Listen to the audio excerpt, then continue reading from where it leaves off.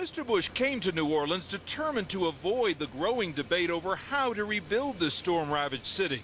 During a meeting with the mayor and small business leaders, the president was upbeat, insisting New Orleans has made dramatic progress. It may be hard for you to see, but from when I first came here to today, New Orleans is reminding me of the city I used to come to visit. But the president's tour of the city today was limited, his motorcade passing through areas largely spared by Katrina. And Mr. Bush's peppy invitation to tourists. It's a heck of a place to bring your family.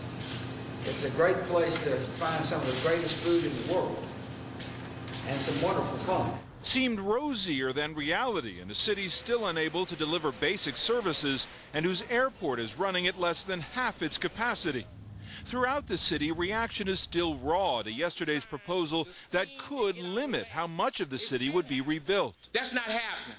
Areas shaded in yellow on this map are the hardest hit by Katrina, now subject to a building moratorium.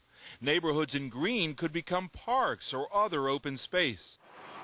Many have begun to wonder whether the costly reality of recovery will match the president's lofty promises 4 months ago. There is no way to imagine America without New Orleans, and this great city will rise again. Touring coastal Mississippi later in the day, Mr. Bush highlighted the federal government's commitment to the region, $85 billion in aid. The president urged those in areas flattened by the storm to persevere. There's going to be a building boom down here. There just is. It's going to be an exciting time for people. But throughout the storm zone, the big question is, will residents return home? Here in hard-hit Bay St. Louis, Mississippi, whole neighborhoods are still littered with debris. And 30% of the people in this small town of 8,200 are still gone. 4 months after Katrina, with recovery still a long way off. David Gregory, NBC News, Bay St. Louis, Mississippi. For many of the people trying to rebuild their homes and their lives in the city of New Orleans, the view is just not as upbeat as the president's was today. NBC's Martin Savage joins us from our New Orleans bureau tonight with more. Martin, good evening. Good evening, Brian. A lot of people in New Orleans didn't even know the president was here. They were too focused on the rebuilding plan, either the city's or their own.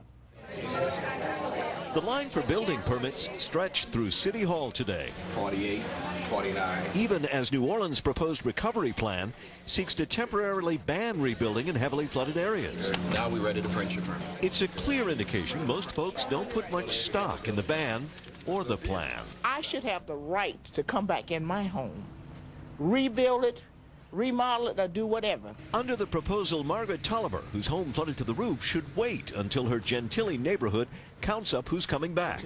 She's already done that. And I spoke to the Daniels. Tolliver thinks the city wants her neighborhood to fail. The light pouring from wealthier communities as she sits in the dark tells her so. Wouldn't that be an encouragement to give me at least street lights if you wanted me to come back? Like many in New Orleans' lower-income neighborhoods, she believes the city is simply stalling till it uses its eminent domain powers. I see it as plainly taking poor people property.